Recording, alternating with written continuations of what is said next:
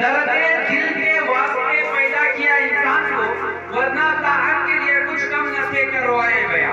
এটা মানে হচ্ছে আল্লাহ তাবারক ওয়া তাআলা মানুষদেরকে প্রেম প্রীতি ভালোবাসা সহানুভূতির জন্য তৈরি করেছেন। Allah has created human being for love and affection and feel the pain of others. কেন না যে আল্লাহ তাবারক ওয়া তাআলার বান্দেগি করার জন্য, আল্লাহ তাবারক ওয়া তাআলার গুণগান করার জন্য, আল্লাহ তাবারক ওয়া তাআলার তাসবিহ করার জন্য অনেক ফেরেশতা রয়েছে। সূরা মায়েদা আয়াত নম্বর 2 আল্লাহ তাবারক ওয়া তাআলা বলছেন যে তোমরা সাহায্য করো মানুষদের ভালোর কাজে, এবং আল্লাহ তাবারক ওয়া তাআলা বারণ করেছেন যে ওয়ালা তাআওয়ানু আলাল ইসমি ওয়াল উদওয়ান। আর আল্লাহ তাবারক ওয়া তাআলা বলছেন মানুষদের খারাপ কাজে সাহায্য করবে না। কি কাজ থেকে সাহায্য করা থেকে বিরত করছেন আল্লাহ তাবারক ওয়া তাআলা? খারাপ কাজ থেকে। এখান থেকে আমরা কি বুঝতে পারলাম? Almighty Allah guiding human being and ordering human being to help in good work, not in bad work. কোন কাজটা সবচেয়ে ভালো? তো হুজুর সাল্লাল্লাহু আলাইহি ওয়াসাল্লাম বলছেন সবচাইতে ভালো কাজ হচ্ছে মানুষদের সাহায্য করা। আমি হাদিসের সারাংশ বলছি যাতে আপনারা বুঝতে পারেন। The most virtuous work and deed is the helping other, অন্যদের সাহায্য করা। এবং হুজুর সাল্লাল্লাহু আলাইহি ওয়াসাল্লাম বলেন তোমাদের মধ্যে সবচাইতে ভালো মানুষ ওই ব্যক্তি যে ব্যক্তি অন্যদের সাহায্য করে। যে ব্যক্তি কি করে? অন্যদের সাহায্য করে, সে ব্যক্তি হচ্ছে সবচাইতে ভালো ব্যক্তি। তারপরে হুজুর সাল্লাল্লাহু আলাইহি ওয়াসাল্লাম বলেন আরেকটি রিওয়ায়াতের মধ্যে এসেছে যে ব্যক্তি অন্যদের উপরে রহম করে আল্লাহ তাবারক ওয়া তাআলা তাদের উপর রহম করে।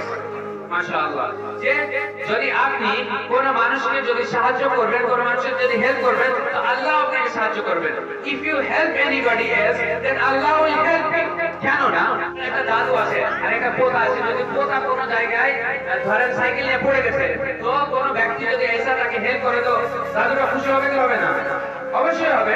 ঠিক এই মতো ধরেন আল্লাহ তাবারক ওয়া তাআলা মিসালুল আলা, কিন্তু তবুও আল্লাহ তাবারক ওয়া তাআলার বান্দা হচ্ছেন আমরা, আল্লাহ তাবারক ওয়া তাআলার বান্দা হচ্ছে আমরা।